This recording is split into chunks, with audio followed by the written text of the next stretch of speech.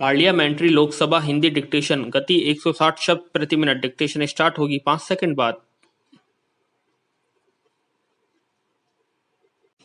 Start. महोदय, आजादी के बाद से हमारे देश में भारतीय नस्ल के गौवंश में निरंतर कमी आई है। उसकी संख्या में निरंतर ह्रास हुआ है। विराम। भारत गौ प्रधान और कृषि प्रधान देश है। यहाँ पर गौवंश की जितनी संख्या होनी चाहिए उतनी नहीं है, बल्कि अन्य राष्ट्रों से कम है। 1951 में 1000 जनसंख्या के पीछे 436 गौवंश था। यह संख्या 1961 में 400 पर आ गई है। 1971 में 328 हो गई और 1981 में 271 तथा 1991 में 216 और 1996-97 में 1000 व्यक्तियों पर मात्र 156 रह गई है। यह भारतीय जीव जंतु कल्याण बोर्ड की रिपोर्ट है। वह कहती है कि जिस प्रकार से निरंतर गौवंश में कमी होती जा रही है और यदि यही स्थिति रही तो भारतीय नस्ल की गौवंश की प्रजातियां धीरे धीरे लुप्त हो जाएंगी। जो भारतीय गौवंश की 22 प्रजातियां बताई गई हैं, उनमें से 6 लुप्त हो चुकी हैं और 3 लुप्त होने की कगार पर हैं।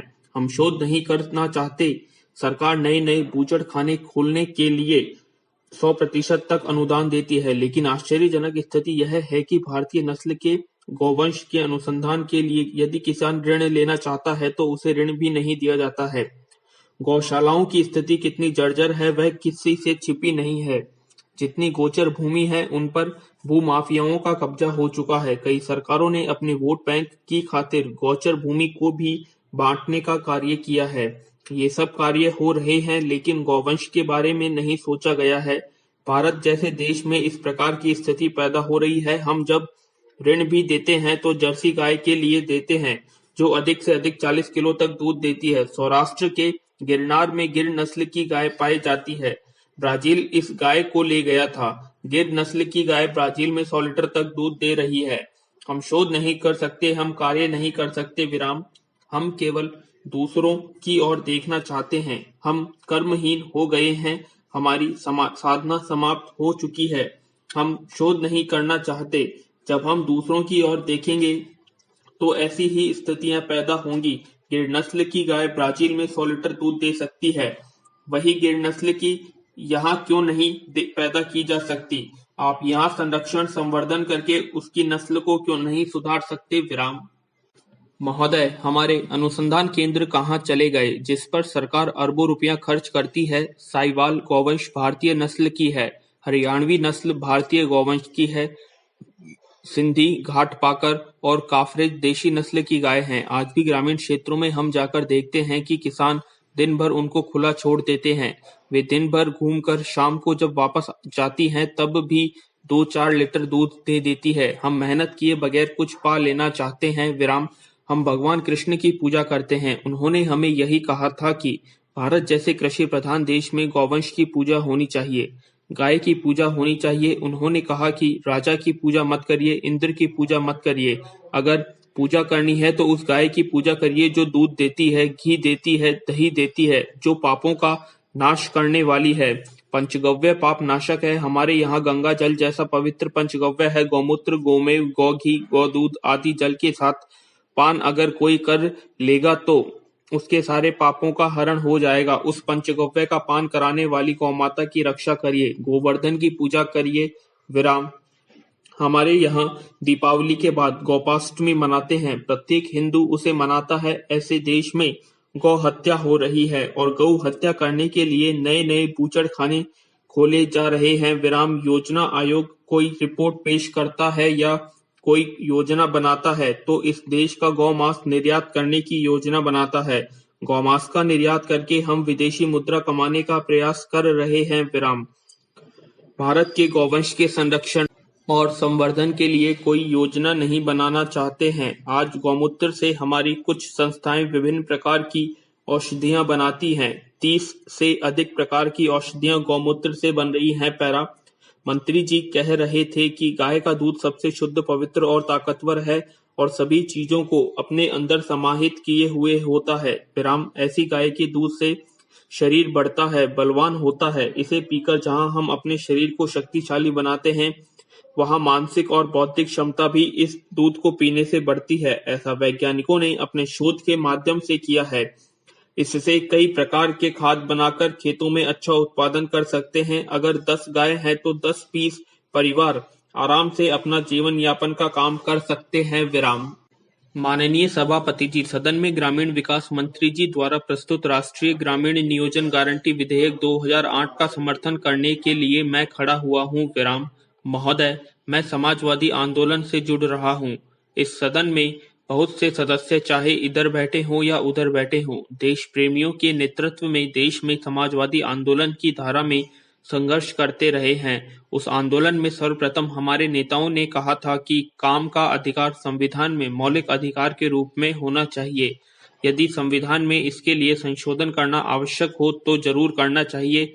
उसी तरह से डॉक्टर राम मनोहर लोहिया जी ने नारा दिया था कि बिना नफे के खेती बाड़ी उस पर लगे न माल गुजारी। उन्होंने कहा था कि भूमि सेना बनाओ, ऐसे गरीब लोगों को न्यूनतम मजदूरी दो और उसको रोजगार की गारंटी दो। यह नारा समाजवादी आंदोलन के जमाने से रहा है।